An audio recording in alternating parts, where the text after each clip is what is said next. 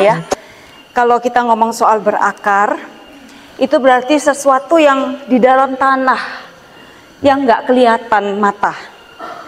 Seringkali apa yang muncul di dalam hidup kita sehari-hari itu berakar juga dari masa lalu kita, dari hal-hal cara pikir kita yang nggak kita sadari.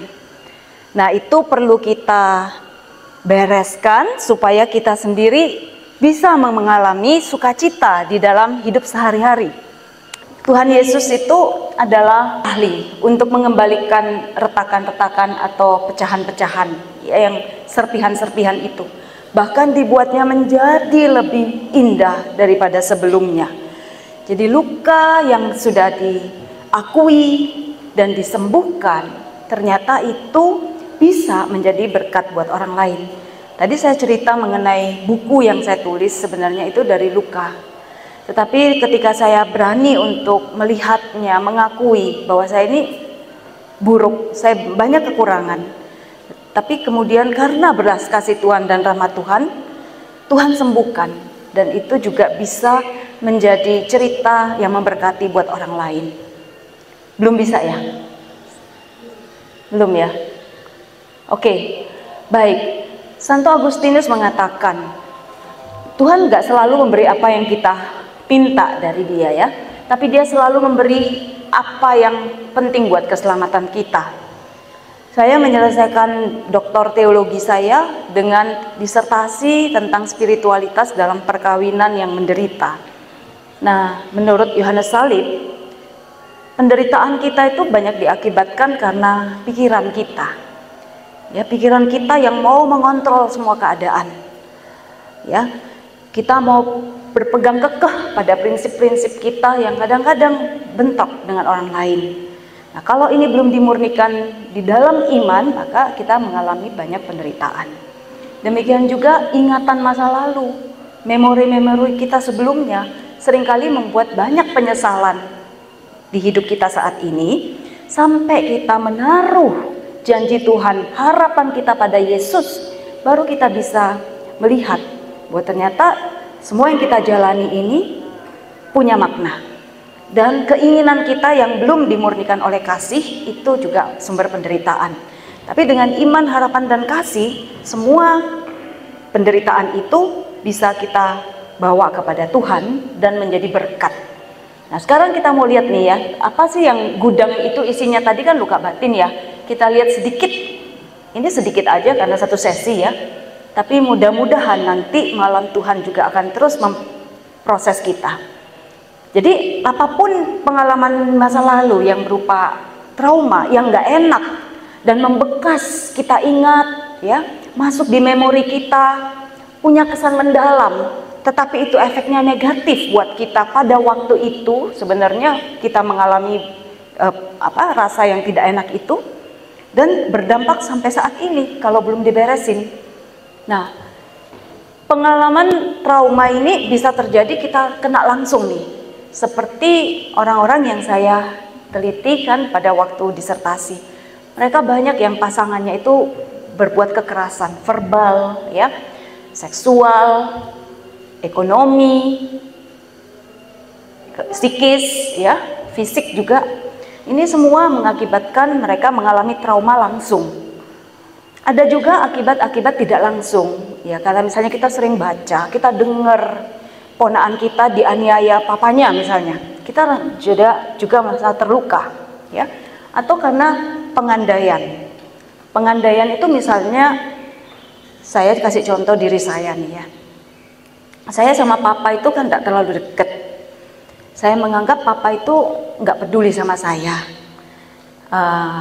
Misalnya salah satu yang saya ingat, saya ini kan seneng bahasa Inggris gitu. Nah, waktu saya pindah dari Jakarta ke Surabaya kelas 5 SD, saya tuh cepet-cepet cari di mana tempat kursus bahasa Inggris di Surabaya. Akhirnya ketemu, seneng banget.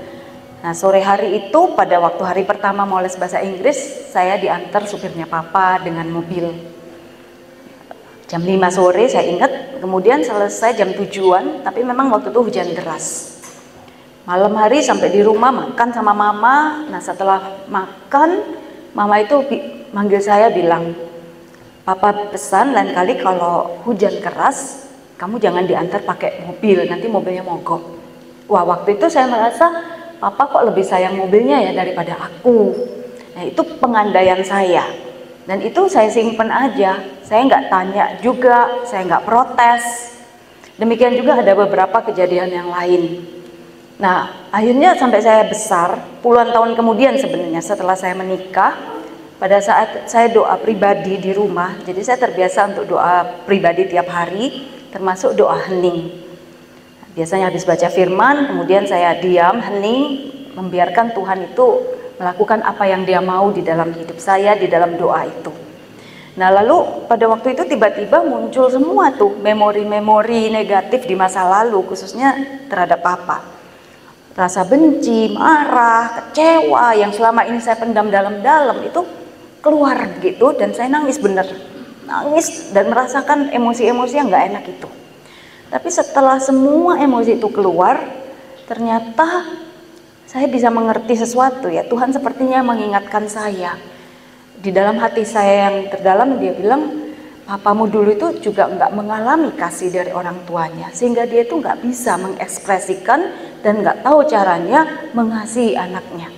Nah, waktu itu akhirnya saya merasa Tuhan juga minta, kamu udah mengalami kasih Allah lebih dulu, kasihlah papamu. Nah, waktu itu akhirnya memang saya ada niat, saya mau coba gitu untuk memperbaiki relasi dengan papa. Selama ini saya sih selalu ketemu papa, saya ke rumah papa, tapi ya basa-basi formalitas aja gitu ya.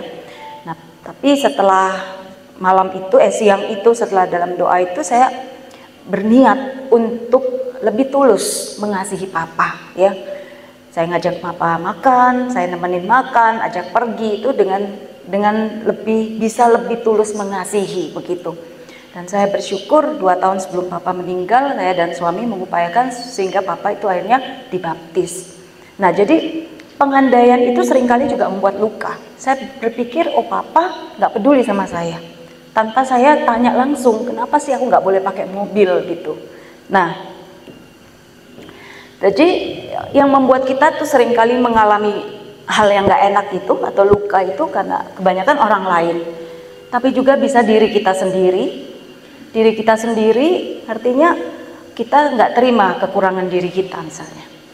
Lalu juga situasi, misalnya situasi bencana, situasi kebakaran, sampai kita trauma banget, atau kebanjiran suatu kali, atau naik pesawat tiba-tiba mesinnya rusak, dan lain-lain. Saya pernah ngalami, anak saya masih kecil-kecil naik pesawat, udah 8 jam terbang harus kembali, karena mesinnya rusak 1. Wah, mesinnya rusak 2. Untungnya ada mesinnya 4, 2-nya rusak, 2-nya berfungsi. Waduh, itu saya benar-benar takut, dan sejak itu sebenarnya saya nggak terlalu nyaman naik pesawat gitu ya. Nah, dan juga Tuhan, kadang-kadang kita protes kalau Tuhan itu melakukan hal-hal yang menurut kita itu nggak enak buat kita, mengambil orang yang kita kasihi kah, atau pekerjaan kita kemudian ditipu dan seterusnya. Mungkin kita menyalahkan Tuhan juga bisa-bisa ya, misalnya dalam kondisi-kondisi tertentu. Nah, semua ini kita sebenarnya rekam di bawah sadar kita, ya, baik positif maupun negatif. Nah, kadang-kadang kita kalau lagi nggak siap, ya, makanya bangun pagi itu sebaiknya kita buka mata langsung bersyukur dulu nih sama Tuhan. Kita memuji Tuhan, itu memprotek hati kita, supaya apapun yang hari itu terjadi, orang mau ngomong nggak enak, kayak mau apa, kita tuh sudah lebih siap, ya, protek diri kita dengan ucapan syukur, ya. Firman, misa, doa itu membuat kita itu punya pikiran-pikiran yang lebih positif sepanjang hari itu. Nah, saat-saat yang kita lemah di dalam kandungan, masih kecil, itu kita nggak berdaya, itu gampang sekali kita terluka, bahkan sampai saat ini ketika kita dewasa. Ya. Nah, jadi rugi banget karena menurut penelitian 70% sampai 90% masalah fisik itu berakar dari psikis. Banyak orang yang mengalami sakit fisik itu akarnya dari psikis. Dan banyak orang juga sembuh kankernya karena dia mengampuni. Itu ada cerita banyak, ya. Nah, dan juga kita bisa melukai orang lain. Santo Ambrosius mengatakan tidak ada orang yang bisa menyembuhkan dirinya dengan melukai orang lain.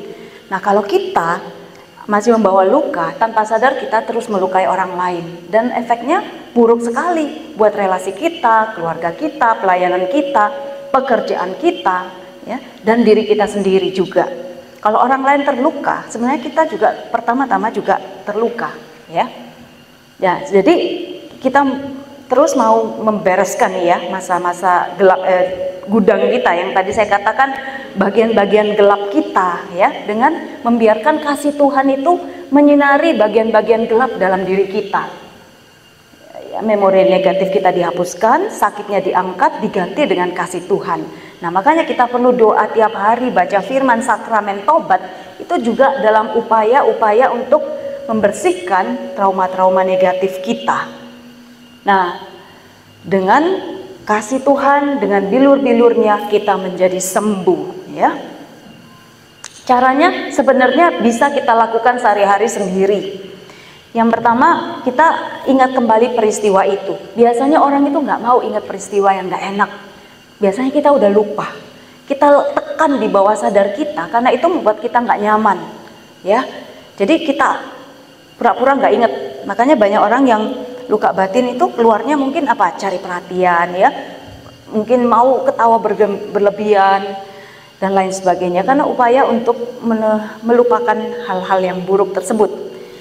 Kita mengakui perasaan-perasaan kita, rasa luka itu.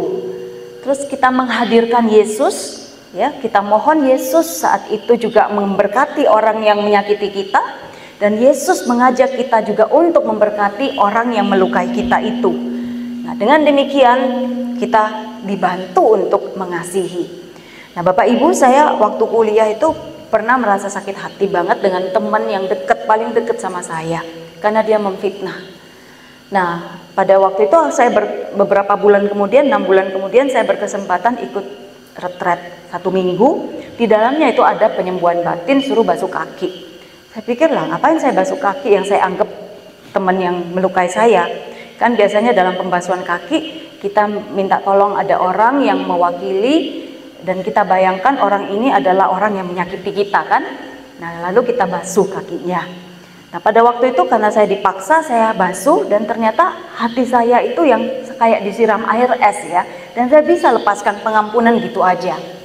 Nah, Bapak Ibu, jadi syaratnya untuk kita sembuh, ya, kita beresin nih gudang kita yang gelap-gelap itu, supaya kita semakin benar-benar bisa berakar kuat di dalam kasih.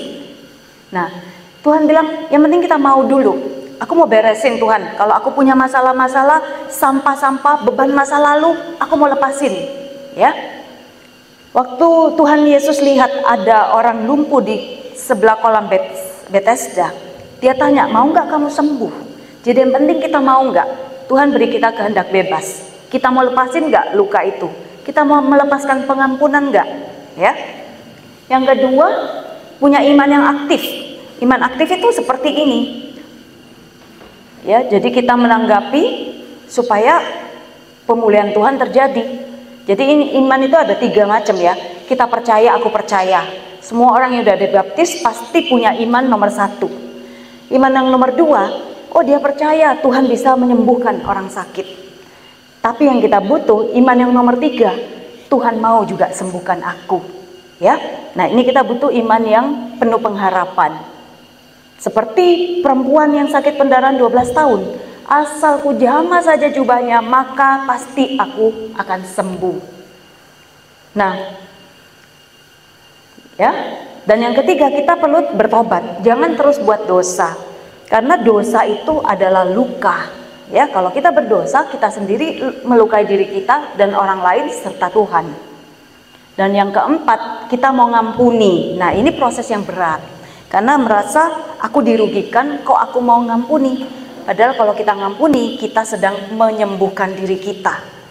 Ingat apa yang dikatakan juga dalam sirah, kamu gak bisa minta kamu sembuh kalau kamu masih menyimpan amarah di dalam hatimu, ya. Dan juga cerita di dalam Matius 18 ayat 23-35 tentang seorang raja yang melepaskan hambanya yang berutang 10.000 talenta. Tapi kemudian hambanya itu mohon dilepaskan. Harusnya dia dijual bersama anak istrinya untuk melunasi utangnya. Tapi akhirnya diampuni. Tapi waktu dia keluar, ada temennya yang berutang 100 dinar. Dia nggak mau lepasin, ditangkap temennya. Akhirnya orang-orang lapor, loh ini hambamu yang tadi kamu lepasin 10.000 talenta, sekarang dia nggak mau ngampuni temennya yang 100 dinar berutang sama dia. Padahal kalau kita lihat, 1 dinar itu kan upah sehari, anggap sekarang 150.000 nih ya. Jadi 1 talenta itu nilainya 6.000 dinar. Berarti 900 juta nih ya. 900 juta rupiah. Jadi kalau 10.000 talenta berarti 9 triliun. Sedangkan temennya yang berutang 100 dinar itu kurang lebih cuma 15 juta. Bumi dan langit Bapak Ibu. Jadi kita ini udah diselamatkan nyawa. Kita ini utang nyawa sama Tuhan. Ya kan? Dosa kita 9T itu loh, utang kita itu udah dihapusin. Ya. Tapi kadang-kadang orang menyakiti kita, memfitnah kita, sulit sekali untuk kita lepaskan pengampunan. Tapi ini syarat untuk kita sembuh. Bapak Ibu, saya seringkali ngomong sama teman-teman, kalau ada orang yang kita nggak suka, kita nggak harus ngajak dia ngafe kok. Kita nggak harus ngajak dia nonton bareng, nobar puasa gelap misalnya ya, nggak perlu. Tapi kita bisa doakan doa berkat untuk musuh. Kita cuma doain, aku berdoa Tuhan untuk temanku atau untuk iparku atas dosanya apa misalnya? Apa misalnya? Berbuat nggak adil atau mengata-ngatai aku di belakangku, dan aku berdoa supaya ia dibebaskan dari akibat dosa dan diberkati ia dan seluruh keluarganya, diberikan damai sejahtera. Nah, itu kita sudah melakukan firman Tuhan, Bapak Ibu. Doakan musuhmu, oke? Nah, jadi dasarnya untuk kita sembuh, ini karena Tuhan mencintai kita, dan Tuhan mau kita mengalami cintanya. Kalau kita menutup hati kita nggak mau ngampuni, berarti kita nggak akan mengalami cinta Tuhan juga. Ya, sakit fisik itu masih bisa membuat orang masuk surga, tapi kalau sakit batin nggak bisa, karena kita nggak mau menerima cinta Tuhan. Ya, kalau kita nggak mengampuni, kita nggak diampuni, kan doa Bapa kami gitu. Nah, dan yang selanjutnya kita percaya dan mau. Kita percaya Tuhan bisa nyembuhin aku, dan kita mau untuk disembuhkan.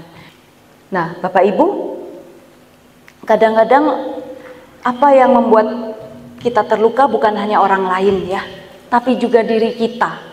Bagaimana kita melihat diri kita?